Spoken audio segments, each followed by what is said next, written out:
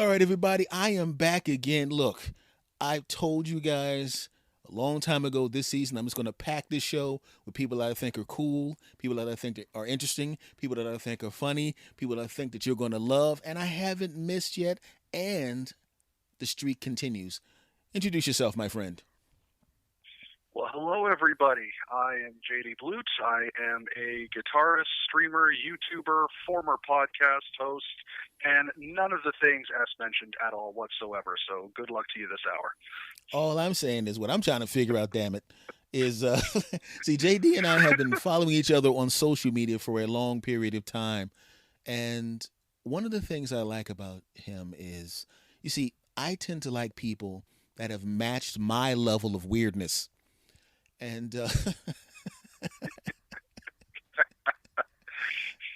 and since you've That is done a that, fair assessment. and since you've done that, here we are. Now, I got to ask you this because this is always fascinating to me. I'll get into the podcasting thing a little bit later on because you had several incarnations of podcasting, and we all do. You know, I've got two now because there's certain things you want to put on one and certain things you want to put on another. But as weird as it is, I didn't know that you played the guitar like that. Yeah. So for pretty much the almost the entirety of you and I knowing each other, I, in all honesty, didn't even own a guitar. But the fact of the matter is, I have been playing guitar on and unfortunately more so off since I was 13. And for those of you who want to put that in real numbers, that's about 28 years. And for the longest time, I had given up and completely just ignored it, didn't even own one for the better part of a decade. And then I just really started falling in love with it again. So I got me a cheapo beater guitar, and it's been grow. The love has been growing. The skill has been growing ever since. We're about a year and change into that. It's really weird when you have a thing that you know you should be doing. You know what I mean? Yep. And it's just sitting there in the background, torturing you in the back of your head. I'm sure you probably saw people playing guitar, you saw guitars, you heard guitars because you love rock music, and there was something in your head going, pick it up, come on, pick it up. Yeah, pretty much. But life got in the way back when Mm-hmm. I was a little bit younger, and I had a kid, but unfortunately, at the time I had, like when I first had my daughter, I was sort of towing the poverty line. Mm-hmm. So luxuries like guitar and hobbies and stuff kind of had to go by the wayside for food. So Oh that was sort God. of my last giving up of the guitar, and then that was 12 years ago. Not she's my daughter's old. That was 12 years ago. So obviously, I've made the right choices and I've made improvements to my life, and I've been able to, now I can have hobbies, which is where the podcasting came from initially. And I was like, you know what, you're right. Like the guitar was calling to me. I started watching guitar YouTubers, and I'm like, man, I'm not as good as them, but I could probably do that too, and I miss it. So I pick it up and go. Yeah, because I see that because I watch. Obviously, we follow each other on Twitter, and I see you Yep. shredding on a regular basis. Yeah. You know. Well, that is actually, speaking of guitar YouTubers, that is actually I don't want to say a contest because you don't win anything, but look, for lack of a better word, it's a contest put out by probably my favorite guitar YouTuber, Ola Englund. Mm-hmm. He basically creates the drum track that you hear me playing over, and he creates one drum track a week, or he has like his editor create the drum track, whatever, but he improves it, and he's like, here, make music over it. So that's been going on for 51 weeks now, and they're all about a minute. So the reality is I have 35 minutes of new music that I've created outside of other projects that I've created. So that's really cool, and it's nice that it's easily digestible. You don't have to go on watch a 10-minute video. You don't have to come, like you can just go on. I can almost put the whole damn video right on Twitter, Mm-hmm. and that's your dose of me. And that's been growing and growing and growing, and that's sort of the staple of my channel because what, when you're doing guitar reviews or gear reviews and you no longer have any gear to review and you're too small to reach out to brands, you kind of have to think of something else to do. that's the really funny thing is as it grows, then all of a sudden you start getting these email. We have the Stratocaster we want you to try out. Oh yeah. We have this six string we want you to try out. We have these guitar picks we want you to talk about. We're not quite there yet. So basically, I ran out of my own gear, and I'm like, I can't review anything else. I literally don't own anything else to review. So now it's just sort of trying to grow the channel, grow the I hate to say the brand, but literally grow the JD Blut brand, as it were, to get more eyes on what I do, because my reviews, like the little shred bits that you see, I get, pretty decently. I'm pretty happy with it. For a guy you've never heard of, I get, 50 to 70 views per one of those videos. Mm-hmm. For a guy you've never heard of and for a guy who's not as good as anybody else on YouTube, I'll take it. But my gear reviews, I'm in the thousands of views on those gear reviews. So people like the way I approach that. It's just, I'm not big enough to say, hey, companies, I will happily review your stuff in my style. So it's just basically growing, getting bigger, hoping for the best, and trying not to make stupid mistakes. You better start reviewing some damn sandwiches. Oh man, I just had a hell of a sandwich actually from my local bakery. They put some Cajun chicken in there. I don't know what mayonnaise they used, but it was just the right amount. We're not going to see you fighting with somebody outside of a Popeye's chicken, are we? No. Actually, I'm not a big Popeyes fan. I prefer Mary Brown's. Mm-hmm. And also, the gold standard KFC. I'm a KFC guy, but the one in my city is not very. And I live in a very small city. That's why I say the one KFC in my city is literally the one, and it's not that good. So I don't go there that often. As soon as you said one KFC, you automatically know it's a small city. Yeah, exactly. In my hometown down in Philadelphia, I've seen 5 or 6 KFCs in one drive. Oh, I believe it. I'm just outside of Toronto. It's not like 3 million people, but nobody knows the name of the city. But we had the same thing. It's a big metropolis. Then you go to Toronto, where I lived for a number of years. You trip over fast food joints, right? And you see them come up and you see them come down. But in my city, it's really nice. We have one of everything. I live in what's considered cottage country. I live pretty much right on a lake, which is pretty sweet. Summers, Canadian summer, all 4 weeks of it are really great. I spend my time kayaking. As soon as you said Canadian summer, I'm going, you can hold your breath for that, can't you? Oh, absolutely. Absolutely. Like, we have a guy who rents out well, okay, this is pre-pandemia. He rented out kayaks, $9 an hour to go kayaking. And, he's like, I have to legally do this when the water temperature is above a certain amount, or else y'all could freeze. And I'm like, the water's 3 feet deep. It's a man-made lake. What are you doing? I'm not going to freeze. Yeah. I'll do this thing called walking. Yeah. Oh no, my knees are wet. Yeah. Yeah, and I'm just that right height where the lower end of the manhood gets in there, and you start to get that real cold shiver down your spine. Oh yeah, you're talking to a guy who's you're talking to a 5'8" guy yourself right now, pal. So yeah. I'm not exactly dunking on people. My pro wrestling site lists me as 6 feet, but I'm actually 5'11". So yeah, I'm right there with you. I knew it. See, I knew I was going to get the deadly secrets. Ladies and gentlemen, this is our expose. JD Blut is not 6 feet, and we have exposed him. No. Oh, shit. Oh, no. That's right. Get that guy from the Catch a Predator in here, because he can't chase predators anymore. But we can chase fake 6 feet dudes. Get him. Exactly. Well, and if any of the guitar community is listening, no, I do not speed up my videos. This was a big thing in the guitar community of people actually fast forwarding their playing to make it look like they're shredding even harder. Oh God. No, I don't. I make my mistakes in the exact amount of time that you see them. So we got a bunch of. That's my story, and I'm sticking to it. Got a bunch of Eddie Van Halen wannabes out there, right? Well, to be fair, they're all really good technical players. It's just there's been instances where if the camera can't capture or if the video can't properly display your fingers doing the deed, there's some funny stuff going on. That's my opinion. But no, I don't fake those videos.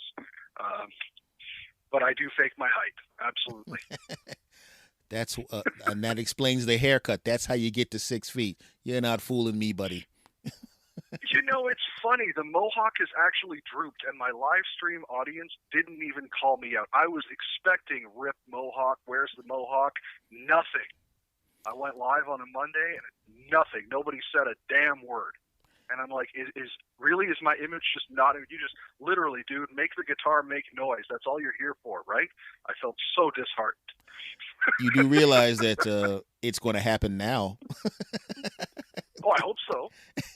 I hope so. I mean, I called my chat out on it.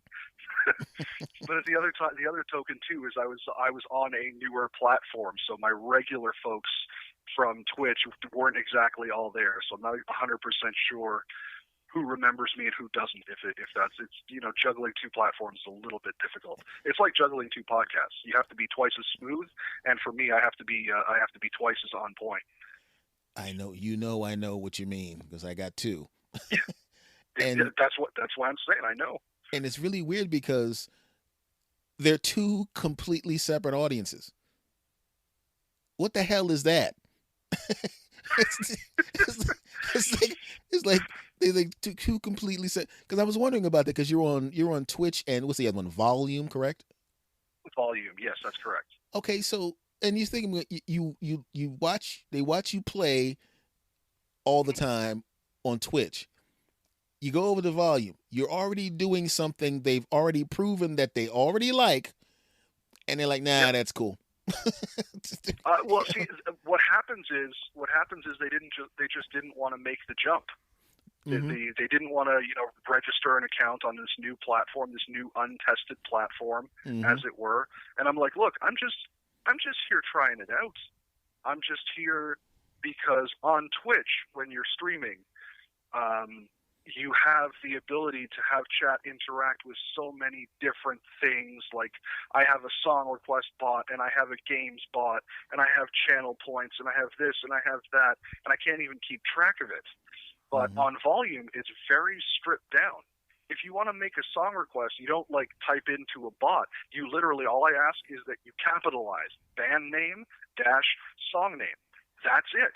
That's all there is because it's bare bones. And for me, I actually really enjoyed that. The flip side of it is I miss all the other interaction. Mm-hmm. I have channel points where people can tell me to stretch, so I'll get up and do some terrible yoga in front of the camera or whatever. I have hydrate. I have one where I'm required to sing for 5 minutes. Not necessarily the song I'm playing, but I have to speak in song. So that's what I appreciate about Twitch is that they have this interactivity built in. But what I appreciate about Volume is that it's stripped away and I can just play music. So it's really this cross section of I don't necessarily want to do both, but at the same time I want to do both. But what happens is you get different fans. Like on Twitch, I have fans who are, I'm going to say, an older demographic, not necessarily as old as me. Because, well, it's just not true. But, folks in their 20s, 30s. Volume, the average age of my viewer is somewhere in the neighborhood of 16. So you really are addressing two different audiences with two different musical experience levels. So on Twitch, I'll play stuff from bands that I have literally never heard of, and I do something called sight reading through Rocksmith. I don't necessarily have to know the song. As long as somebody has created a Rocksmith chart for it, I can attempt to play it. Same goes on Volume. I do that same sort of thing. But on Twitch, I get a whole bunch of songs I've never heard of. On Volume, my last show there, I was playing AC/DC all night, basically, because this one guy kept requesting it. I'm like, I can do that in my sleep, no problem, thank you. So it really is, like you said, two different audiences, and it's weird to me. That's the thing that I noticed because on the original podcast, the audience is literally if you look at the demographic breakdown and all that, it's almost like an even spread all the way across the ages. It's 51% male, 49% female. But on the podcast here, this one, a entire third of the audience is in the 20s. It's like, I oh, think mm-hmm, I think the younger aged folks are more in tune with interviews because you and I grew up in a time period. I'm lumping us generally together because I think there's only about 8 years between us, so we're I'm basically the 52. same. I'm Oh, I 52. lied. Okay, 12 years, fair enough. So okay, so but even still, we're in that same sort of period where guys and girls who were coming up in your age musically were sort of still there and still finding themselves in my age when I was coming up. Now that's not necessarily the case. Like there's gaps and gaps, and what I mean to say is um, there's also different listening patterns. Like Mm-hmm. podcasts have exploded, so the spoken word, the spoken medium, has far outshined music consumption. I'm not speaking statistically or anything, but the podcast explosion that happened right back when Potter and Family became a thing, I forget when that was, 2012 or whatever, Mm-hmm. was absolutely massive. And there's so many marketing dollars being put into podcasts.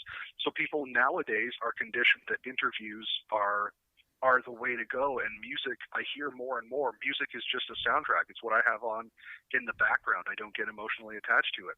Whereas folks our age, we didn't necessarily have, like we had, talk shows and things Mm-hmm. like that, but it wasn't consistent. The radio was playing music or the news. Mm-hmm. That's it.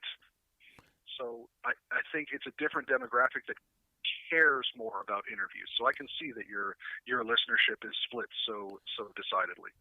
I was completely shocked, and it's because I'm sitting there going, and I'm talking to you like I don't know, like I don't know who's listening to me right now. I know that you young guys and gals that are listening to me right now. First of all, I appreciate you, but the thing is, it was just really weird to me to have people the age of my nephews, right? Mm-hmm. You know, you know. I mean, it's like when I was the age of that third of my audience, the people that are listening to my audience right now, my nephews, I was giving them baths and changing their diapers. you know, it's like a third of my audience. If they were in my family, there would be pictures of me walking around carrying them with a bottle in their mouth. you know, and I appreciate it because because like when you get, because I started to notice, like, say for people like in the music groove, Tony Bennett, Yeah. man, the man's 1,000 years old, but if you look at when he Yes. was singing and touring, look at his audience. A third to a half of the people that came to see him were college kids and recent college grads Yeah. that just discovered him, Yeah. Yeah. But and when they you get a loved it. performer like that, yeah. Sorry to cut you off there. Mm-hmm. When you get a performer like that, there's no. I forget what the proper term is, but they defy. Sorry, generation. Mm-hmm. Every once in a while, there are a few people in any sort of entertainment that defy and displace generation. Tony Bennett absolutely would have been one. You Totally know, get that. I'm not the it, biggest fan of his work, but mm-hmm. totally respect what he's done, and my mom loves him. So that's the weird thing, because I get a kick out of when you hear like your aunts and your parents and they talking about, and that person was sexy, and I'm going, first of all, never describe anybody that way in front of me.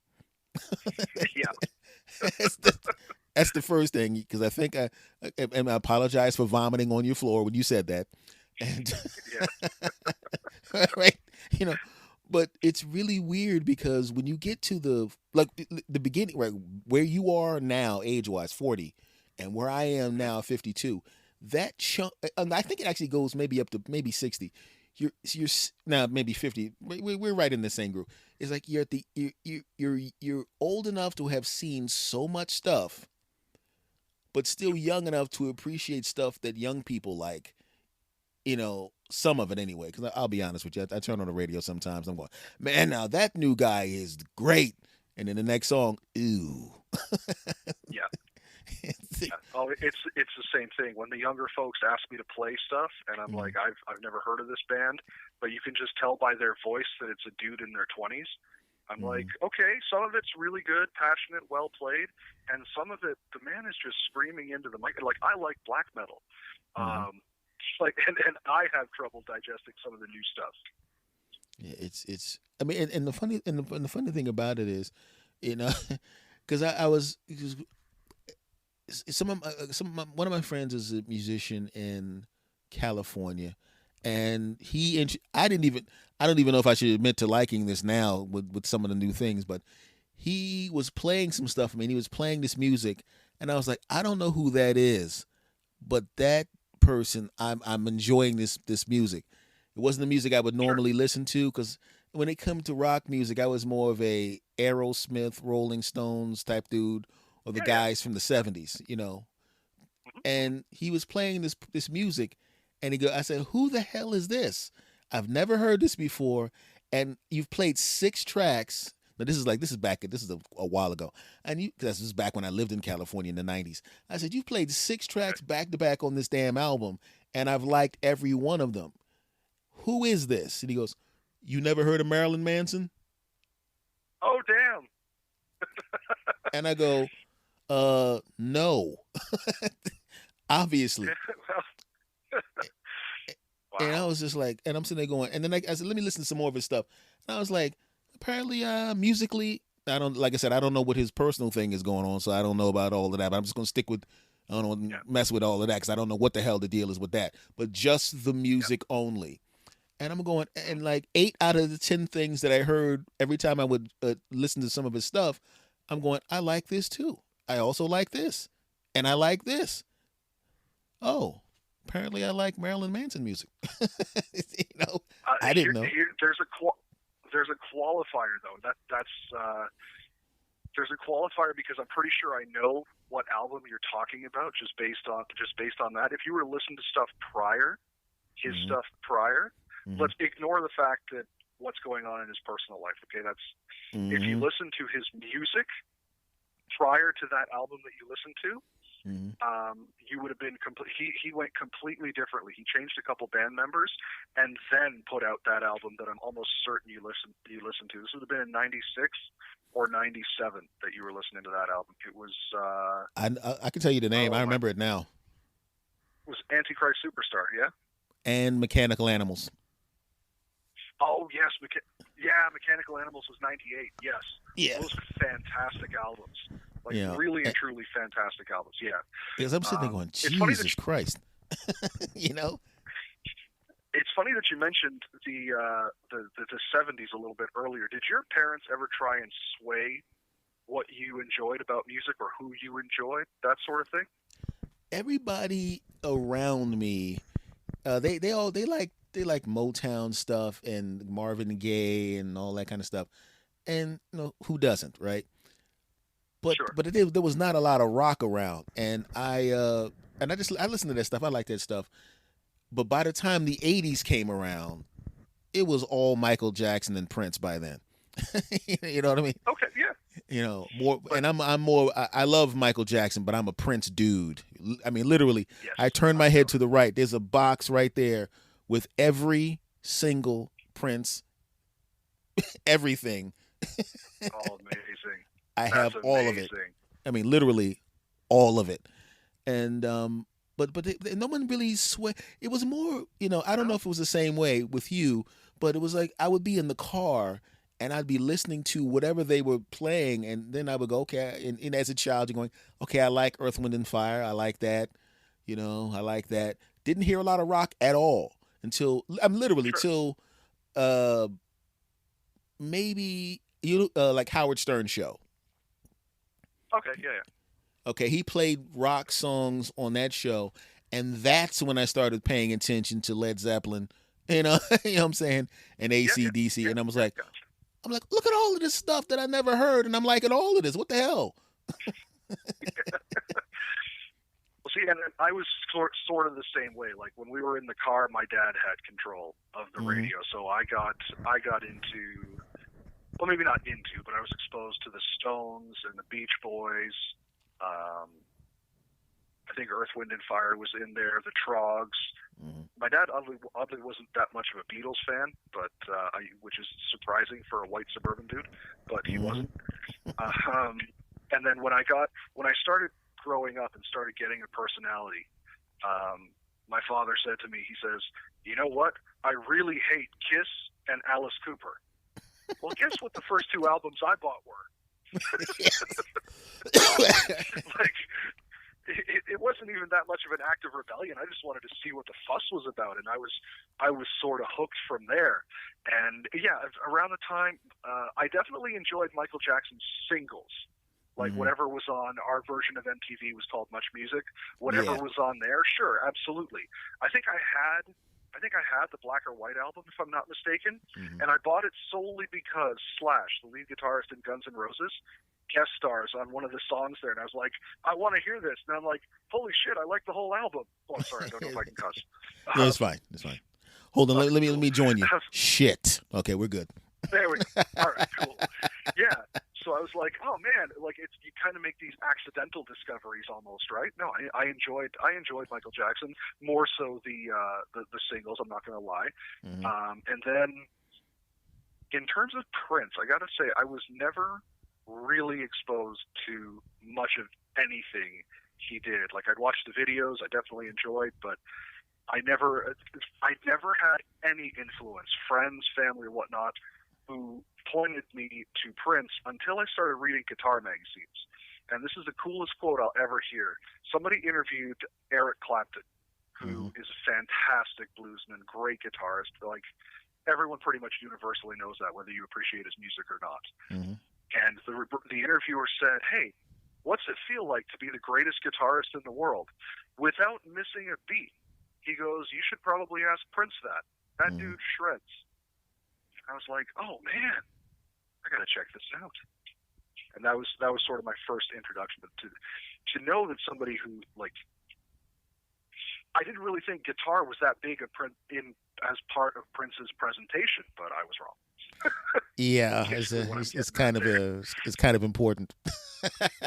Yeah, but I didn't know that. I thought it was along the lines. Now, again, this is me being very young and very stupid. I thought it was along the lines of sort of the next iteration, or like a pseudo Michael Jackson sort of a thing. Is Michael Jackson was way more popular than Prince was here, so that was my impression at the time. Obviously, I'm educated now, but at the time, that's what it was. So, It's just really weird how when you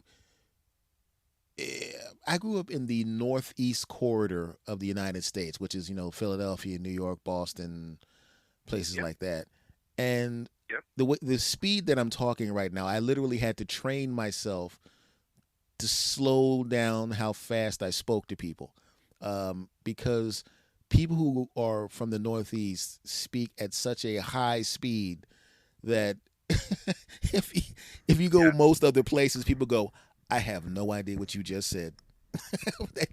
I really yeah, don't know what you just said. So it's the same thing with music. When you get to a situation where, whoever's around you, you just listen to the stuff that's around you, and then you become exposed. Like you discovered Prince because of the guitar magazines. I didn't even pay attention to rock and roll until I started hearing these songs, because Stern was on a rock station, and I'm sitting there going, and it's really weird because then as I heard the song, someone, I did hear this on one of those midnight special TV programs they have on. Sometimes they have live acts on, but it'll be playing in the background.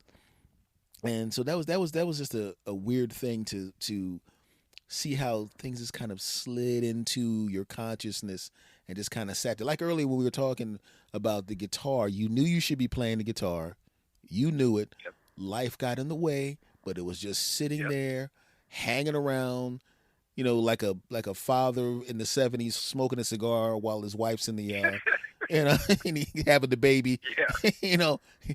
Is she had a kid yet? All right, I'll be right there. Tell me when the kid's out of there, Jack. Actually, Actually, this is my Father of the Year moment. Actually, when my daughter was born and they cleaned her off and all that good stuff that they wrap her, Mhm. she was many hours late. My ex was induced at 8 p.m. and my daughter didn't arrive until 5:22 a.m. So that was a long time. So I'm sitting there trying to remain awake to be supportive. So the nurse brings my daughter over to me, first time ever. She goes, "Dad, do you want to hold her?" And I'm like, "No, thank you." I might drop the kid. I'm half asleep here. Yeah. First interaction with my daughter is no, thank you. I don't Nah, even I'm know cool. if she knows that. Yeah, well, she's right here. Like, hey. Surprise, buddy. Now, I No. got to ask you this. I'm going to jump off music Yeah. for a second. Let's go for it. And I'm curious because, a lot of times people will have, if you have, let me ask you this. When you were doing the other podcasts, you were not playing at Yeah. all the guitar, correct? Correct. Didn't even Okay. own one. Okay. Now, I also know that on one of your tags on your bio, bedroom producer. Yes. Okay. Well, so that's I hate to say it, but it's actually going to come back to music. That is a term for home recording amateur, as it were, amateur home recording person. Because literally, my studio where I'm sat right now, I don't even have to lean over from my chair and I can touch my bed. I literally do music production in my bedroom. If people want to take it that other way from my most previous podcast, they are more than welcome to. I'm sure the videos are still out there.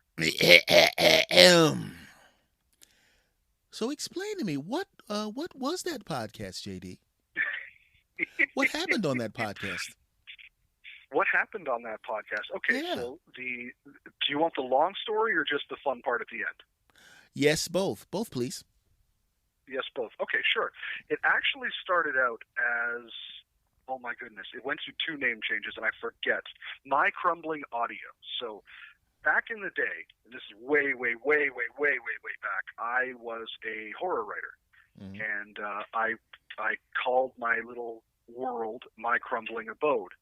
And being exactly not very creative at all, when I started to do this last podcast, I called it My Crumbling Audio because I said, you know what? I love 3 things in this world that aren't people.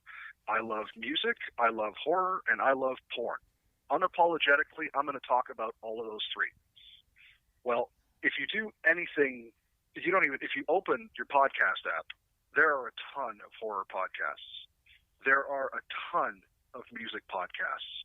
What you won't find is a ton, or what you didn't find back when I started, was a ton of adult podcasts.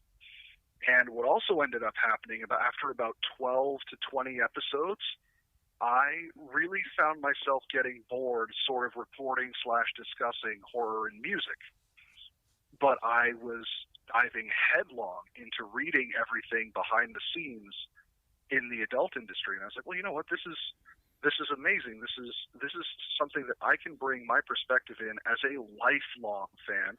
And, little gross fact about me, the first adult thing I ever watched, I was 13, definitely not 18 plus, but, we enter the wrong year in this website sort of thing. And I've been a fan, literally a fan ever since. And I was like, this is actually getting really interesting. And I noticed when I made that switch, the numbers dipped a little bit as they do because people are expecting their horror content and their music content. But then they started going up quite well, and I'm like, okay, I'm onto something. And then I started reaching out, and I started getting responses, and people in the industry actually knew me, and they spoke of me. I'll never forget. They spoke of me favorably enough to say he's not creepy at all, which is a very important No, here's the thing. It's a very important qualifier amongst adult stars to have somebody who's on the outside, because at the time I was not in adult. I was a guy reporting on adult. To have that recognition to say he is not creepy distinguishes me from all the other people in their DMs trying to get interviews and being just gross and disgusting. That was Mm-hmm. never me. I always wanted to be professional. I always wanted to present factually, but in a positive light. So that was the news sort of portion. That's when it became casual sex with Crumb. But I realized that implied a hell of a lot about my personal life, which unfortunately, my wife's going to kill me when she hears this, is not true. I do not have a lot of casual sex. I have zero casual sex. So people were expecting it to be my forays into casual sex, which unfortunately it was not. Mm-hmm. So I realized I had Amberly Rothfield, who is an amazing marketing consultant, both in her vanilla life and also in their adult life. She, they were like, "Hey, um, people like you. You should interview people." And I'm like, "Yeah, who's gonna who?" And they were like, "Well, I have a PR agent. Email her." Okay. Well, wouldn't you know, she got back to me. And Mm-hmm. I'm like, holy crap, people actually know my name. People actually respect what I've done, like in this short little time. So I changed again into an interview show where I interviewed adult stars and new performers as well. There are names that you would definitely know, and there are names that you absolutely would not know. And my goal was every month to do 3 names that you didn't know to give them a platform, and 1 name that you did know. So yeah, I basically interviewed porn stars and sex workers, all walks of life, all denominations, and yeah, it was a lot of fun. What in the world were your messages like when you were doing that show? Okay, 50% what you expect. I have Mm-hmm. a lot of tits in my DMs, and no, I did not delete them. But I'm lucky enough to say I have to this day, because I just won't delete them. It's a very big source of pride.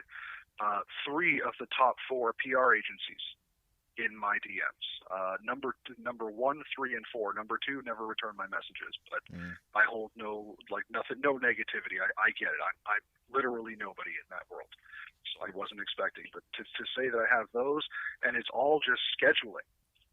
It everything in those messages is, hey, can you talk to so and so at this time? By the way, make sure they're on LA time and that you have to be on LA time. And blah blah blah blah blah. But yes, for to give the salacious details, yes, I have a lot of tits and ass in my DMs. Absolutely. Well, guess what, buddy? What? I also have a lot of tits and ass in my DMs. Okay, how about that? I believe it. You're the smoothest. You are the smoothest man I know. I would be surprised if it was anything less. I didn't understand why. It's like well, I'm sitting there going, I tell funny stories on the other show about stuff that happened to me. It has nothing to do, for the most part, with that. And then I'm going, what is? I mean, I'm not complaining about it, but I was like, why are they? I mean, I'm not.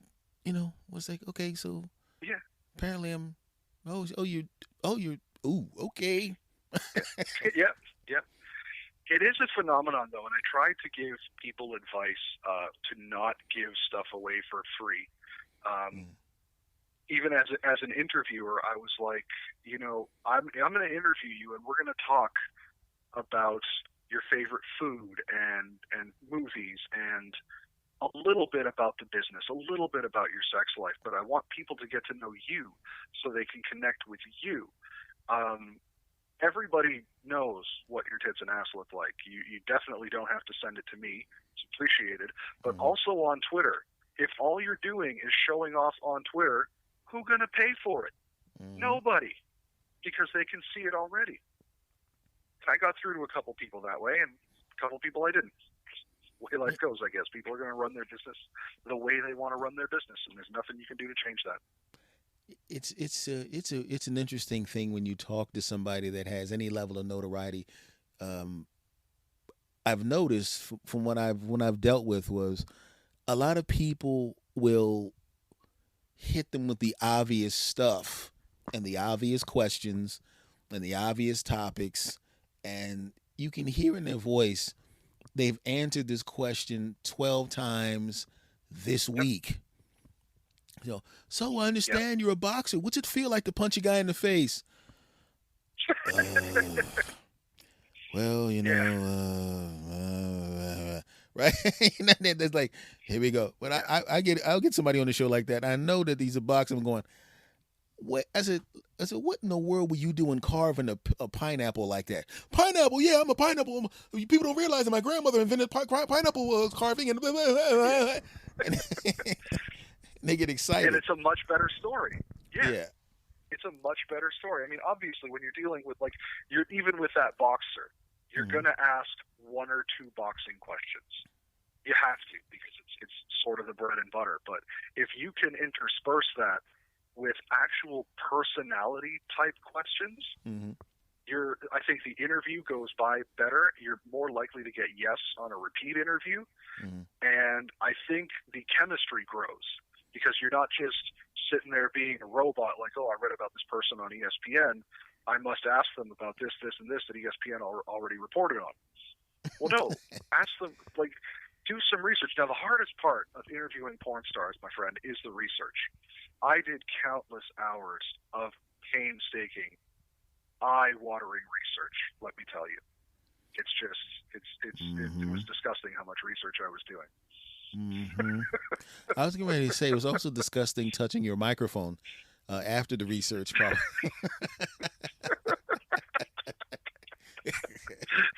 I was touching my microphone during. Oh wait, we're not talking about that. Oh, I was damn. going to say, it's like, hey, this microphone, what's this hole at the top of this microphone? Hey! But it's got to be definitely the same thing with them because, I guarantee if they do a bunch of interviews, I'm curious at what percentage of the interviews that they do where the person is, taking a run at them for real. You know what I mean? Trying Oh, to get yeah. some action for real.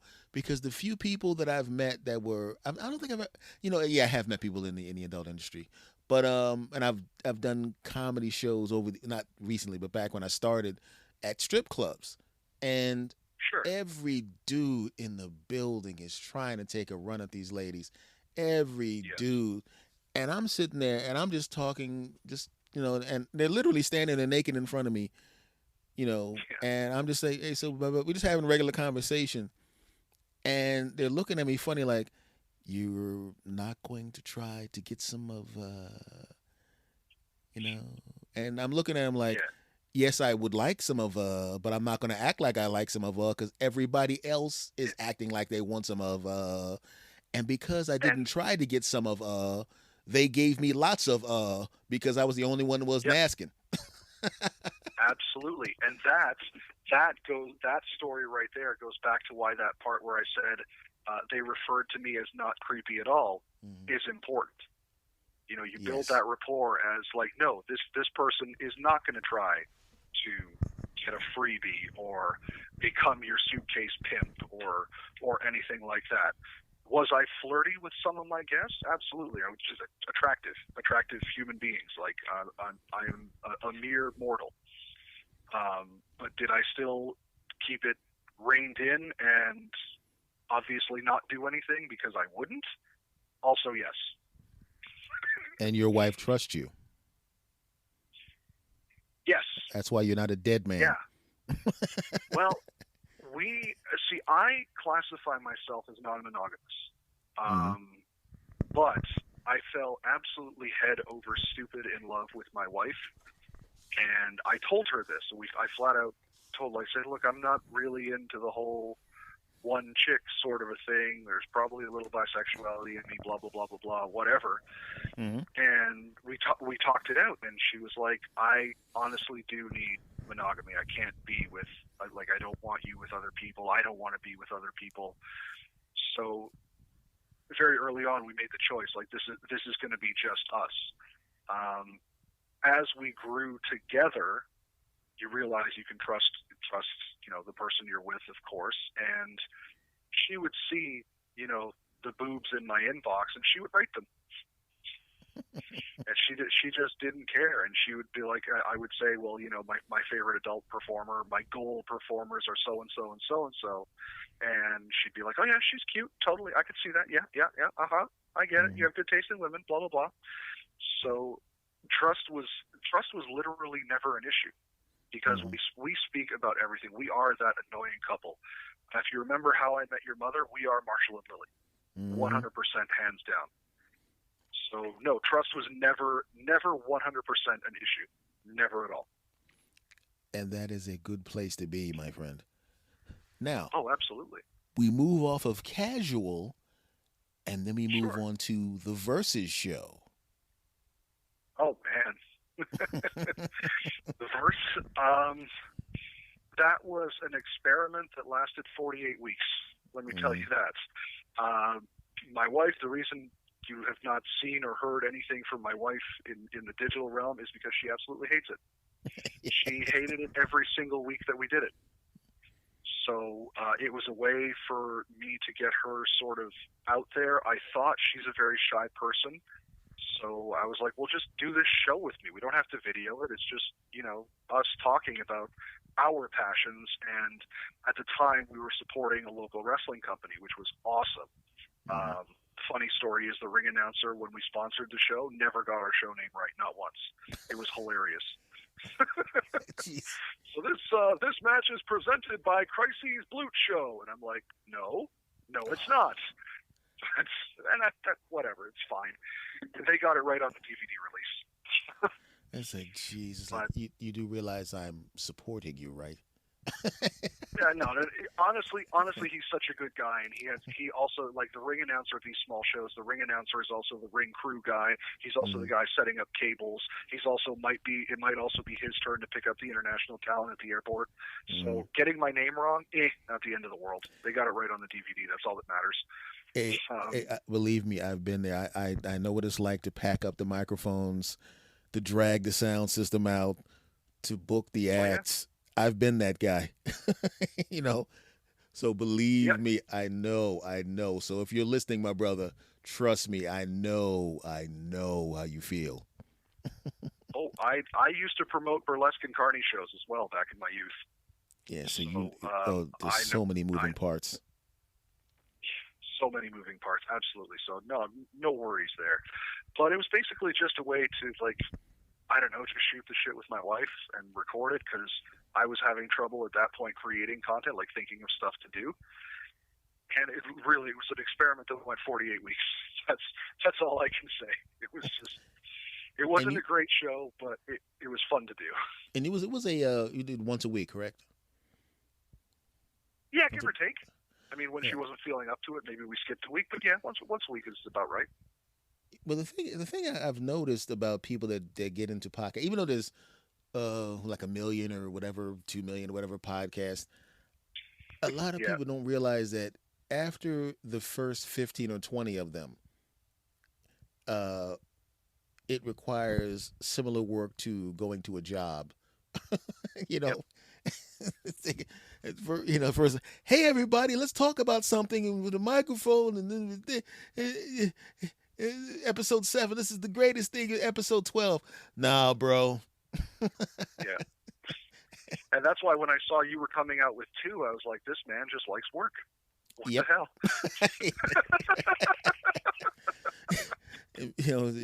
The next episode. Why are you doing that to yourself? Oh God, that's when I realized I like doing it.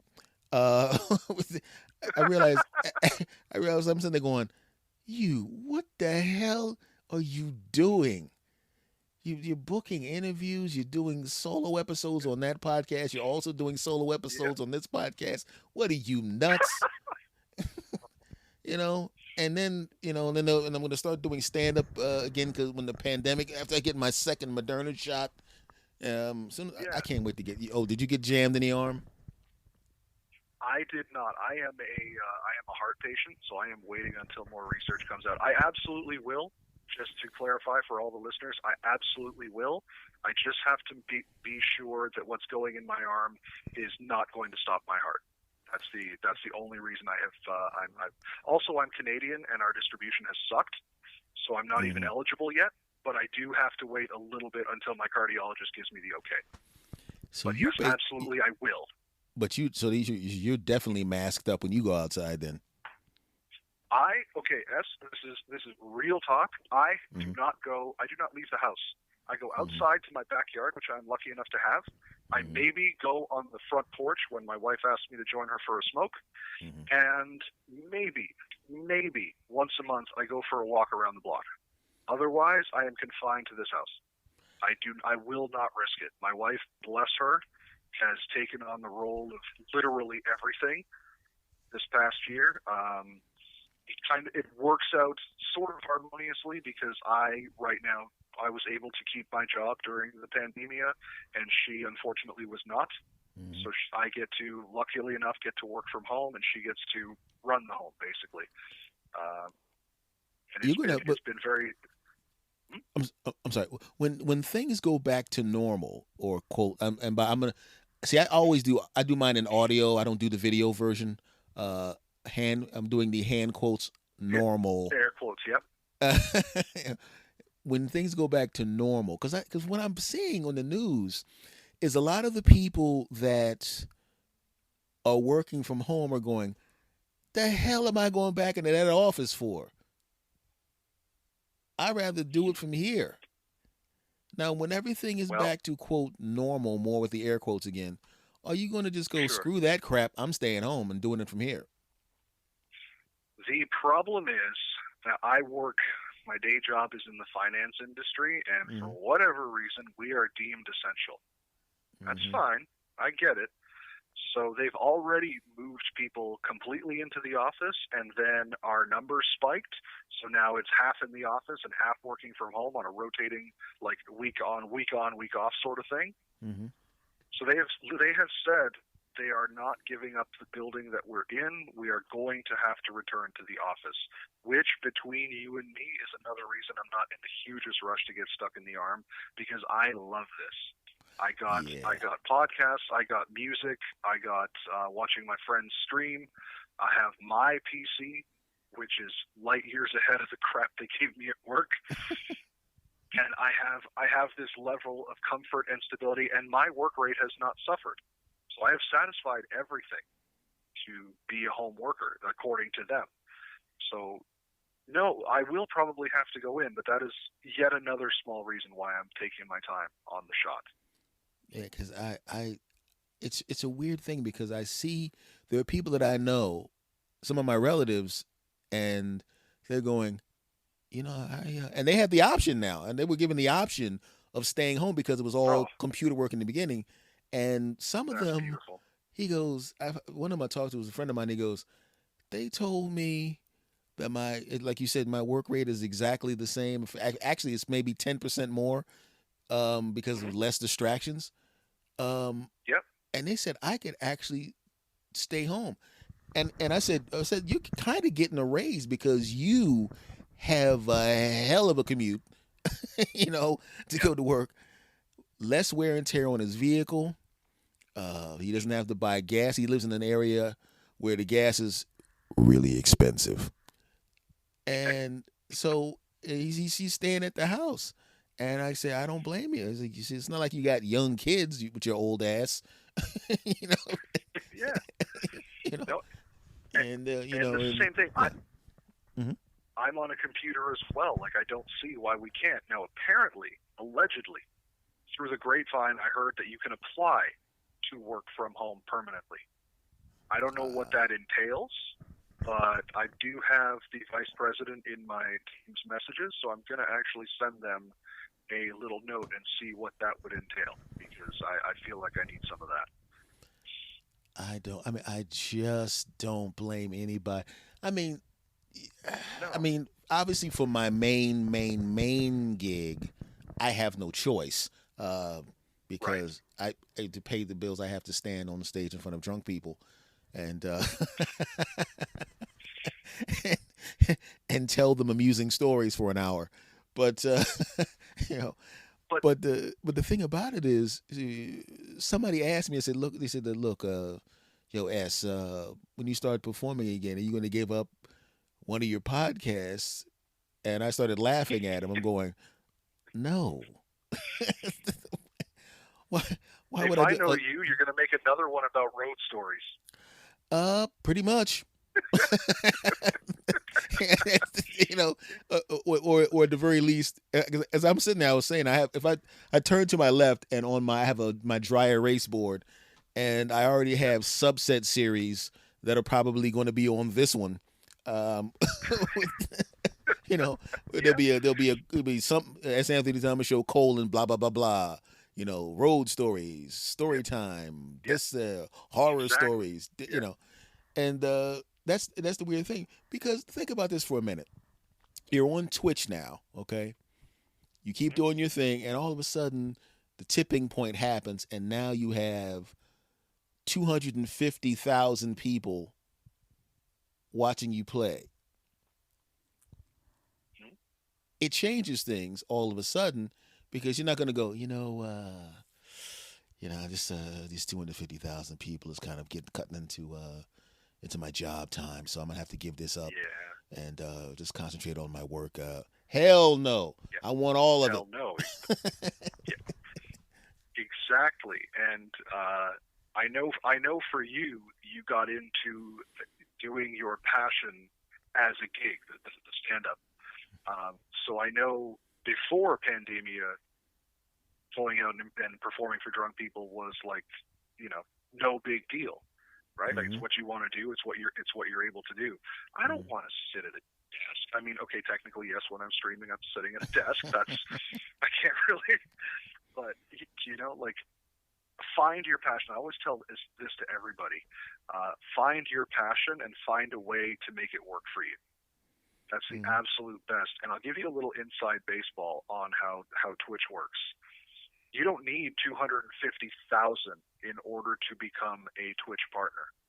You know how many people you need in order to watching you regularly in order for Twitch to make you a business partner? The number will blow your mind. 75. What? You need 75 regular viewers for Twitch. There's a few other things, but the breakdown is 75 regular viewers. So if your average viewership over a 30-day period is 76, Twitch Mm-hmm. will start looking at you as a business partner. That's where the partnership comes in.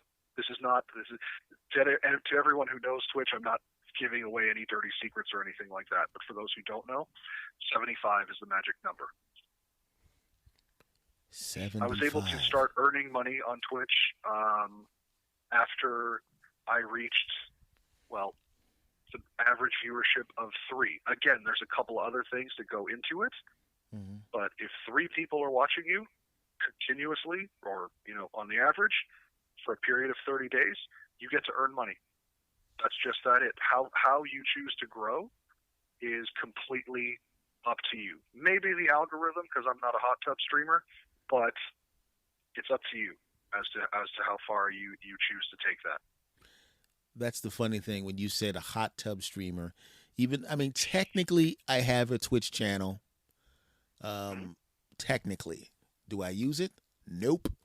But I I did. get it. I do know what a hot tub streamer is because I went on Twitch because I wanted to see some of you guys, see what you guys were doing, and I was getting, and I looked on. I'm going, there's a girl in the like tight pants bending over in front of the Hmm. camera on purpose, huh? What is the Yep. lady? Why is this That. lady jump? Why is this lady bouncing up and down in her chair in a bra? Huh? Huh? Why is this Yeah. lady in a tub? Um, What the hell is this? which led me to my sort of wanting to try out Volume. It's a completely brand new platform. I'm not a shill for them or anything, but when I have to compete not only with my brothers and sisters at arms who play rocksmith and make music for everybody, which I love doing. It's competition, but it's healthy. We're all in the same Discord server. Mm-hmm. We all know each other, more or less, right? Mm-hmm. So it's competition in the fact that we want eyes on us when we're streaming. But outside of that, there's, we've got a few bad apples, of course, but we kick them all out, and we're all in the one Discord server talking to each other. Mm. Um, but when this new platform emerged, I'm like, no, it's just music. Your talent is going to be showcased, and it's true. People who are shooting on an iPhone 3 with the worst, horrible sound quality you have ever heard, but they can play their instruments and sing very well.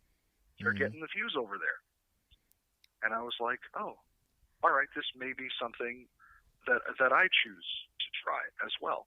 So I went over and tried it. I'm still not 100% sold on either idea for me personally, but it's nice to know that on a music platform, my competition is music and not. Um,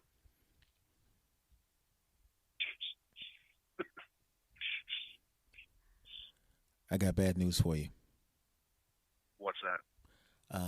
I know a lady whose name is J.D. Blut, JAYDEEBLOOT, and Oh she's yes, going to yeah, now join. She's going to now join Volume, and she's going to do jumping jacks. Um,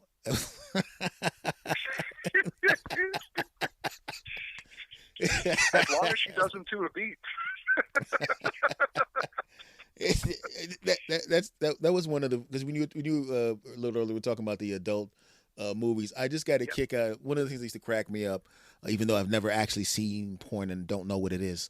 Uh, No, I One of my understand. favorite things is when they would take a famous person's name and change it just so slightly. Oh yes, yeah, yeah. So, have you ever done one of those "What's your porn name" generators? You see them Uh, on Facebook or whatever. No. I probably have. Yeah, like with your dog's name plus your street's name Yeah, plus. yeah, Yeah. exactly, exactly. So over the years, I have been what just most recently, like as of 2 days ago, I am Monster Hunter, which I have no idea what that means, but that's apparently the choice. Mm-hmm. I actually really like. Um, there was one, your middle name and the street you grew up on. Mm-hmm. Can mine actually, it's either a smarmy lawyer in a terrible cop show or a porn star, because that would be Derek Claypine. Yeah, And I'm I like, don't. okay, that's the, I don't think Anthony Brown is going to be the most exciting porn name for me. maybe not. it's like, it's like, uh, and when I think about it, yeah, those things came out when they started doing those. Those were I never ever came up with one that was cool because the street I grew up on was Brown. It's literally Brown Street. Brown My middle Street, name yeah. is Anthony. My first dog's name, I forgot. I forgot what it was. What it was because it was such a long time ago. But it was just something like I don't know how it was. I don't even remember who named the dog, but it was some kind of boring ass name like Bill or something. You know what I mean? Oh So no. so no matter what happens, whatever the configuration is, it sucks. you know? Oh man. What's your porn name? Ice Cube Spoon. Yes. Nah, bro, you're fired. Marshmallow cream puff. No, damn it. Yeah, get out of line.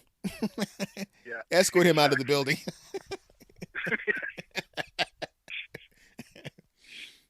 So I got to ask you this, my friend. Sure. When it comes to Twitch, if it goes exactly the way, or volume, either one, because Hmm. obviously one is more. I mean, Twitch is the granddaddy, and volume is the new It's new kid ubiquitous. on the Yeah, block. So absolutely. so just say streaming, because let's be honest, if volume stays around, it has almost no choice but to begin to be a little bit more like Twitch. Um, that's usually just the way it is. It's nothing against them specifically, but that's where everyone is. It's like if there was another video streaming service that had a chance to compete with YouTube, it's going to become YouTube Junior. You know what I mean? There's just no way around it. Yeah, So we'll just lump them yeah. both together, and I'll say Sure. Twitch, but obviously this also Yeah, would apply to volume in the future.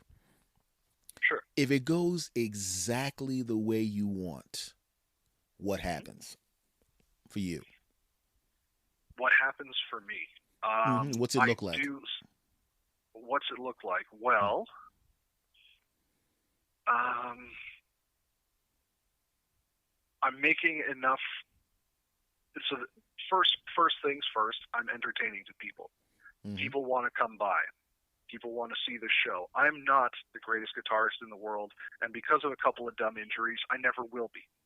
Mm-hmm. But I guarantee everybody a show. I only go for about 3 hours at a time, maybe 4 hours on a Friday night. Nothing crazy.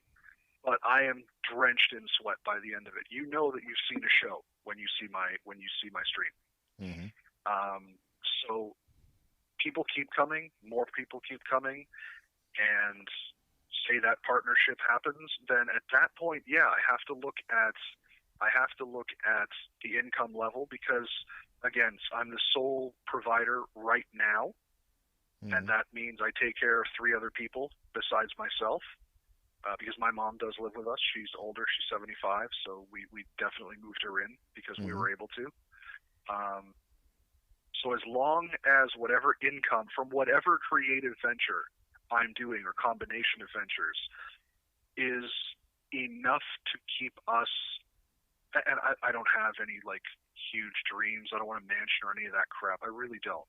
It's enough to keep us comfortable and fed and clothed and things like my kid's going to need braces. So the health the benefits from work are actually pretty decent at this point.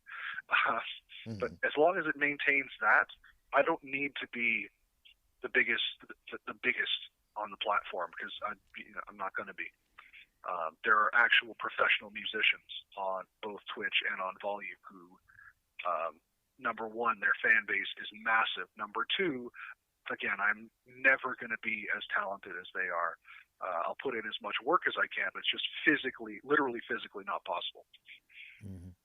So all goes well, then yes, I absolutely do quit my job. I am a fan of a higher minimum wage. I'm a fan of a minimum wage for those folks who don't have one. I'm a fan of a higher minimum wage because I think where I live it's too low. I'm a fan of a 4-day work week, and I'm a fan of not making work like your day job your entire reason for existing. So if somebody wants to, if I can find a comfortable way of living, playing guitar for people and putting on shows, absolutely sign me up. Hell yes. Isn't it funny how after you pass 37, 38, 39 years old, the mansion doesn't mean anything anymore? You know what I mean? It's like, what do I need 15 rooms for? Yeah, You know? exactly. And I mean, I mentioned it earlier, but I literally was on food stamps and welfare for a while back Mm-hmm. in the day. So to come back, this is now 16 years removed from that. No, I'm sorry.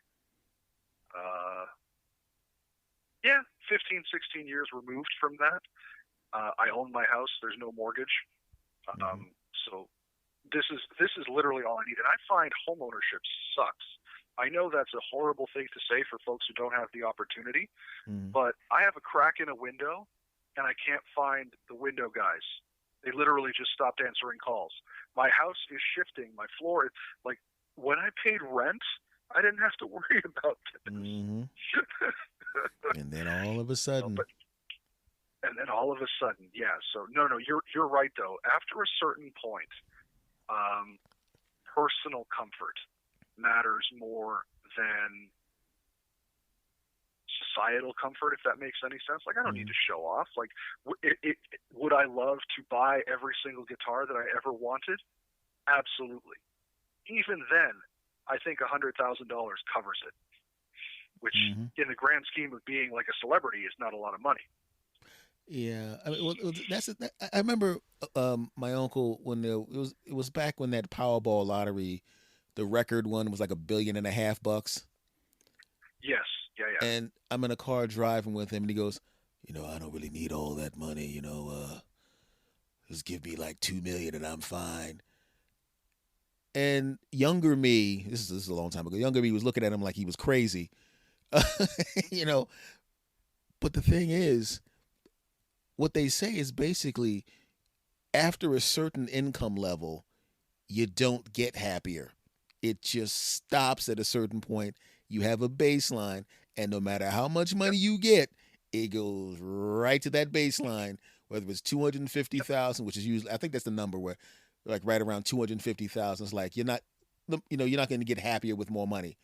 If you get it, cool. If you invent a chocolate chip Yep. cookie that has the same effect on your body as a salad and it tastes like a chocolate chip cookie, let's be honest, you're going to be a billionaire in 3 years. Of Okay, course. Of course. but Also, sign me up. yeah, I was going to say, sign me up. I got a box right here. I just dump it, fill it up, you know, and give me some milk to dip it in. Hopefully, the milk is healthy too. And but if you get the yacht, because I've seen guys that I knew, I didn't even realize how much money that they had when I was living in Hollywood. It was like some guy who produced some kind of award show, some crap, and we're sitting in his house, and we're walking through the garage to my regular car, and he had these double, quadruple Mercedes and quadruple Bentleys and all this crap sitting there. And to him, it was really not a big deal. The Bentley was just a car he went to the supermarket in. You know, the big house was just he had was just a bunch of rooms that that the bed was made by his maid or whatever, and no one slept in them. But he just wanted the big house, and he realized that who cares? It's like no matter what it is, now it's just his house, and now the Bentley's just Yep. his car. And now my cheap ass car was like, damn, I wish I had that Bentley, but that's a different story. They are nice cars. I mean, but I'm driving a at a damn certain Camry, point, that bastard. I was a Corolla guy myself. Oh yeah, those things never fall apart. I mean, just those things just Oh no. won't break. And I take good care of the vehicles, but I've seen people that just don't give a damn, and the car still lasts 350,000 miles before they dump it. Yep. Yep. They Yep. just won't That was stop. my Corolla. It had some sort of a weird malfunction. We finally had to get rid of it, but we had that bad boy for like 15 years. Yeah, if you buy a Toyota right now, you're going to be giving that to your daughter's kid. Probably. you know. Yeah. Probably. Now, before we go, I gotta ask you, my friend, Sure. are you? Well, I don't. You probably don't have time for it because when you were doing the podcast, you weren't streaming with the guitar. I guess the guitar that's your creative outlet now. I don't. I mean, are you going to do another podcast? Or are you going to jump back Oh into that no. world? Uh, the reality is, no. I used to when I left. You may or may not have known this. I was part of a network called the Somebodies. It was literally just a bunch of wrestling buddies who all had their own podcasts, and I'm still Mm-hmm. great friends with everybody. We just dissolved the network because everybody has gone their own way. Mm-hmm. But it used to be like, oh, you'll be back. I finished my last show, aired in March, and then April. Hey, when are you coming back? May, when are you come back? Took till about September for people to stop asking me regularly, because I don't have a passion for it anymore. I have music that I want to create. So if I'm going to be in front of a microphone, it's not going to be talking anymore, unless I'm streaming. It's going to be me like I really want to learn how to sing. First thing I did in music before I could play a scale is I was in a band, and because I was the best singer, I was the singer. That was not a good look and not the correct call, but I was. So I sang, got paid for it even because we did gigs without actually knowing how to sing.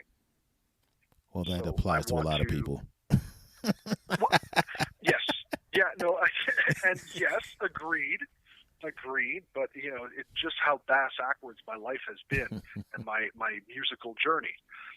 So I just don't see me having the time to create a show, and I don't really see what interest I would have that would convey itself well in the audio format. That was actually the reason I left. I was doing an audio podcast with porn stars. Mm-hmm.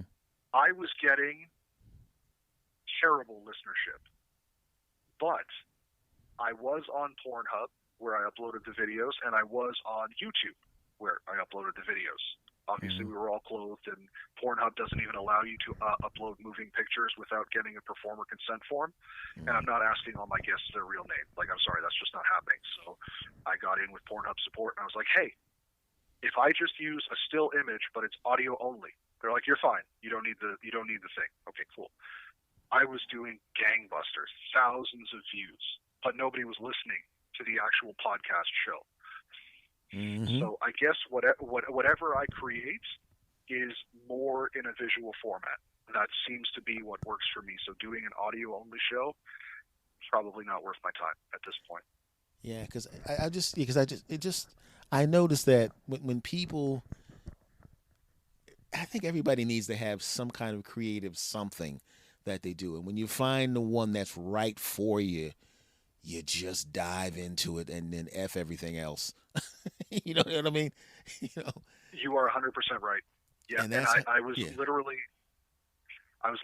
hating doing the show. Again, not because of the people. I loved all of my guests, and I loved working with everybody who I got to work with behind the scenes. But doing the scheduling, staying up till midnight because I got to be on LA time when I'm on the East Coast, doing doing the editing. I hate editing so much. I'll do song programming and like all day. I hate editing so much, even for my YouTube videos. That's why I've decided to make them shorter. Mm-hmm. Yeah. So, so just yeah. And I remember the last interview I aired. I knew it was going to be the last one because it was so seamless. Mm-hmm. Like we laughed like we were old friends, and I had only met her the week before, and it was just fantastic. I'm like, in my head, I'm like, literally nothing is going to top this. Nothing I do, no matter if I didn't end up getting my goal guests, Mm-hmm. but even if I did, I don't know that I would have topped that. So I was like, you know what, I'm creatively satisfied if I end right here, and I made the decision like a week later to just not go back. Mm-hmm. And I definitely will stick to that because I've found like I have calluses on my fretting hand, Mm-hmm. and I absolutely love the feeling. And it must look really weird to observers, but I'll sit there and run my thumb over the calluses of my fingers. I'm actually doing it right now, and I'm like, this is earned. Mm-hmm. This is absolutely earned, and this shows that I'm working towards something. And that to me gives me a great level of satisfaction when I get people in stream, well played, even if maybe I messed up a few too many notes. If I get people like, hey man, you played my request, thank you so much. There's not much that beats that feeling. Even if podcast reviews are fantastic. I know how important they are to get the show up the charts and into more people's ears, but they just never hit quite the same as that live reaction for me. Yes, and as you know, I know exactly what you're talking about. Yes. Yeah. Talking thousands of people listening to you talking to a microphone a week after you did it is not the same as the same number of people sitting right in front of you. You can see their faces, they're clapping, they hug you after the show. It's just a whole different thing, man. Nothing beats absolutely it is immediate interaction. Ironically, people are going to hear this like 2 weeks from now, but well, that's okay. The point still stands. So those of you approximately 2 weeks from now, thanks. Yes, we appreciate. Go leave S a really good review on both of his shows. It means the world to podcasters. It really does. Yes, damn it. Yeah. Support streamers. Go see JD, damn it. Get it done. Now, before we go, man, I just want to say, man, thank you for coming on. This was a straight up blast, my friend. Oh man, thank you so very much for inviting me on. This was just the most fun I've had in a good long while, and I really appreciate it, my friend. Thank you so very much. Okay, and I'm also gonna send some pics of my ass. Just to you know what, confidentiality, man. I mean, this is your show. You do what you want. I may leave you unread for a couple weeks, but man, I really appreciate talking to you, my brother. Thank you for coming on, man. And we will continue to harass each other online like normal. Oh, Abs, you're an old bastard, and you know it. I look forward to torching you online like tomorrow as I spend all night editing this. All right, take care, my brother. Thank you. Take care. Thank you so much. Take care. Yeah, bye-bye.